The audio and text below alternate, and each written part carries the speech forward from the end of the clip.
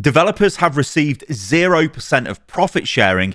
PvE is essentially cancelled, and quite a lot more to cover in this video. Hello, everybody, and welcome to the channel. What we're going to do is break down this article from Jason Schreier, which is behind the scenes on Overwatch 2. So let's just get stuck into this. You can see this is what he says the headline details are. New, behind the scenes on Overwatch 2. Devs got a stunning 0% of profit sharing bonuses this month. And I'll explain, well, the article will explain why this is crucial as we get into it. No more PvE, but there's optimism for the game's competitive future. And then this is the newsletter for the week, which we're going to read in a second. He does then go on to plug his upcoming book, which I am looking forward to this because it's like a behind-the-scenes look at what went wrong at Blizzard. And he says, at Blizzard, profit sharing is a crucial part of the compensation process because base salaries aren't as high as competitors. This bonus system caused a years-long battle between Blizzard and Activision that you'll be able to read about in my book, which is Play Nice, The Rise and Fall of Blizzard Entertainment. Okay, so let's jump over to the article and let me just fire this up. Okay, this is the article. It is Blizzard make big changes as Overwatch 2 struggles. Cratering internal bonuses for the game's staff reflect the precarious position of the Overwatch sequel. So Overwatch 2 has not lived up to the lofty financial successes of its predecessor. Okay. Hi everyone, today we're looking at the business of Blizzard Entertainment's big first-person shooter, but first, and then goes on to plug some news we can go and read, but we're only interested in Overwatch here, so let's break this down. Overwatch in trouble. This week, video game titan Blizzard Entertainment changed the business model for shooter Overwatch 2, decoupling the game's heroes from the paid battle pass. This seemingly drastic move led to players and observers to ask, is Overwatch 2 a failure? Here's news that might offer some insight. Twice a year, why won't it let me select this? There we go. Twice a year, Blizzard employees or employees at Blizzard receive bonus checks based on the financial success of their products. Each employee is given a target number and informed that they will receive a percentage contingent upon the company hitting its profits goals for the year. These profit sharing bonuses are an important part of Blizzard's compensation packages. For decades, prospective employees have been told that while the company does not pay base salaries as high as nearby competitors such as Riot Games, they make up for it through profit sharing from lucrative hits like World of Warcraft. Bonuses at Blizzard usually arrive in two chunks, one in August for the first half of the year and one in March for the second half of the previous year. In August 2023, Overwatch 2 team members were told that based on the game's poor financial performance in the first half of the year, they shouldn't have received anything. According to people familiar with what happened, who asked not to be named discussing non-public information, but that the company would cover some of their bonuses to make up for the shortfall. Then, earlier this month, the company informed developers that they would receive a stunning 0% of their bonus targets. Wow. Okay. So I'm trying to get my head through this because if we look at it, so twice a year, employees at Blizzard receive bonus checks based on financial success of their products. Each employee is given a target number. Okay. And these are for the previous period. Bonuses at Blizzard usually arrive in two chunks, one in August for the first half of the year and one in March for the second of the previous year. This is what I'm worried about.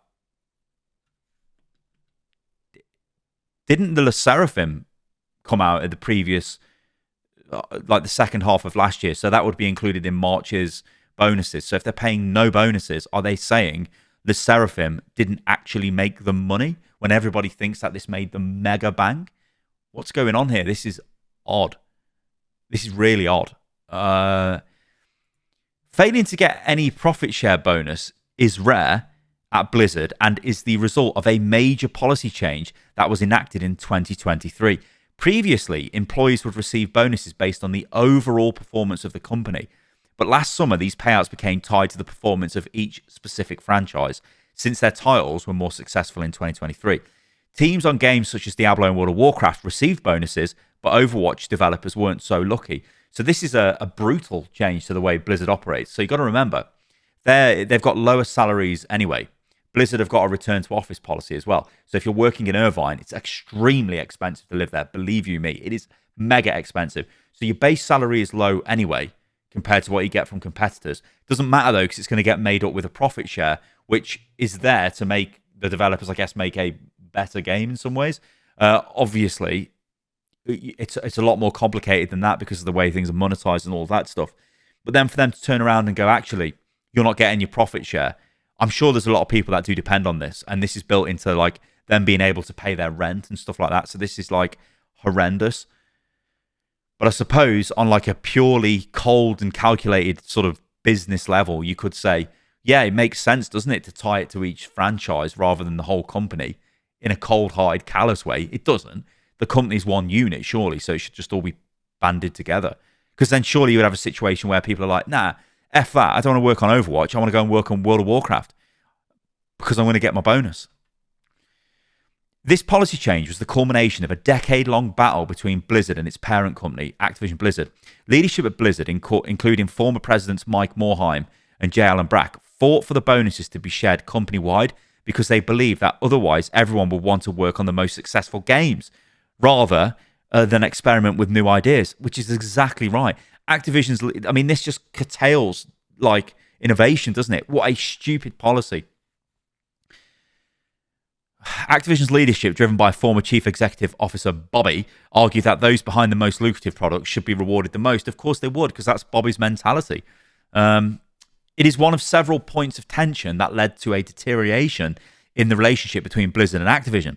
As I document in my upcoming book, Play Nice, The Rise and Fall of Blizzard Entertainment, last year, Kotick finally got his way just ahead of Microsoft's acquisition of the company for $69 billion. So you've got to ask yourself, why would Bobby even care at that point? You know, he knows he's selling the company. Why would he care? You know, he's like, it's crazed, isn't it? Oh my days. Anyway, Blizzard's new president, Johanna Faries, who came from Activision, has told employees that she's looking into the details of the profit-sharing plan, as well as other unpopular policies involving stack ranking and remote work, but has not made any decisions yet as she settles into a new role. Okay.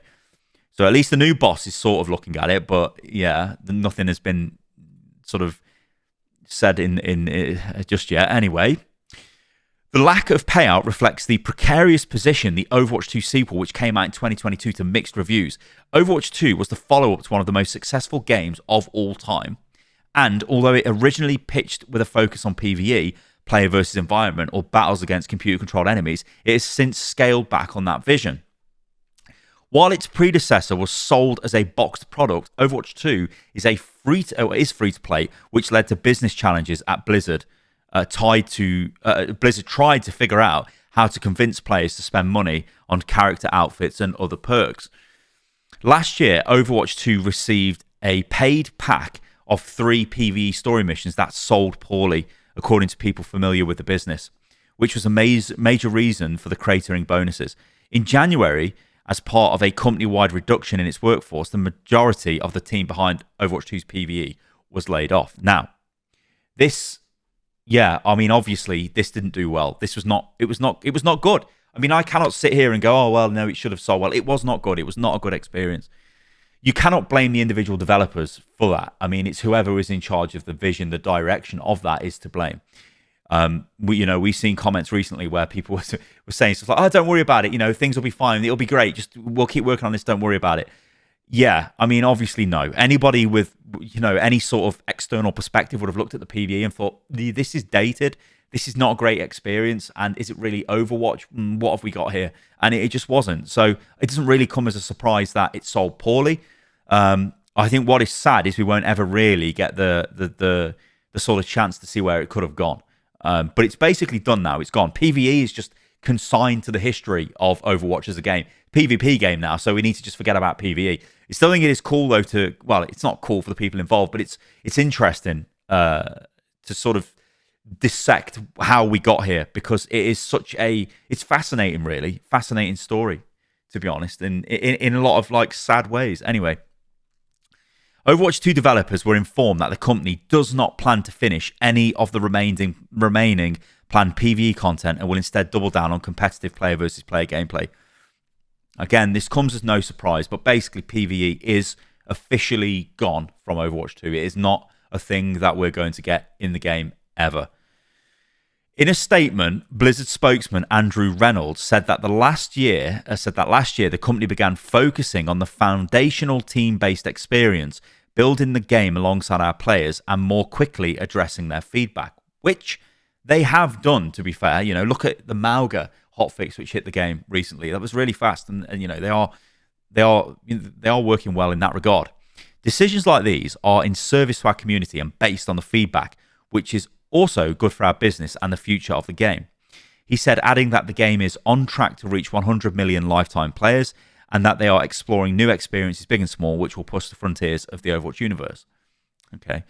Despite the game's shaky performance so far, there is optimism among some members of the Overwatch 2 team that this refocus on PvP will lead to a turnaround, although Blizzard will need to ensure that the missing bonuses and low morale don't drive away key staff before then. I mean, this is a problem they've had a lot for a hell of a long time, really, Blizzard. Like, they're losing a lot of, I guess I can say it this way, but institutionalized talent. There's pros and cons to that, but basically you're losing a lot of experience. You know, imagine losing somebody who had integral knowledge to maybe the way the Overwatch engine works or how to implement a certain thing. Maybe like, I don't know, console certification, you know, or something like that, right? Imagine there was something like that which was integral to the game, and then you just lose it, and you can't replace that. It takes years. Even if you find an incredible developer that you want to bring on board and go, you know what, we're going to bring these people on board and they're going to be fantastic. Yeah, but it takes time for them to get up to speed. It's just years of lost stuff. So I think that's pretty much it, guys. Like, PvE is finished now. There is no PvE for Overwatch. It's just a PvP game. It's a free-to-play PvP game with a much better battle pass coming online and much better monetization coming online in Season 10. Yeah, I know they're introducing a new currency. Everyone loves that, more bloody currencies. And they're hoping that the Mythic Store will, I guess, bulk up the game. I think the interesting thing for me is, like, what happens now with the game. Yes, it's got a collaboration running at the moment for Cowboy Bebop. Will that be a financial success? Will that mean the developers will get their money in their bonuses? Will whatever comes later on this year, will that also assist with that? Is that the way they're going to monetize the game? See, the issue is, if the developers are not getting paid properly and they're not getting the bonuses that I think a lot of them do rely on, they're just like, I want out of this now. I need to go somewhere else. You know, maybe they move within Blizzard, try and get to a game team that prints money like World of Warcraft, or maybe they're like, no, I need to just get out of here completely. And they could be integral members of the team, which would be super worrying. All right, guys, we're going to leave it at that. So, yeah, let me know what you think about this in the comments below. But I think the big key takeaway here is PvE's gone from Overwatch. But is that a shock? Probably not. And the developers are still not getting paid properly. Typical Blizzard. All right, guys, thank you for watching the video. If you did enjoy the video, leave a like below, subscribe to the channel, comment, and I'll catch you lovely lot on the next one. See you soon.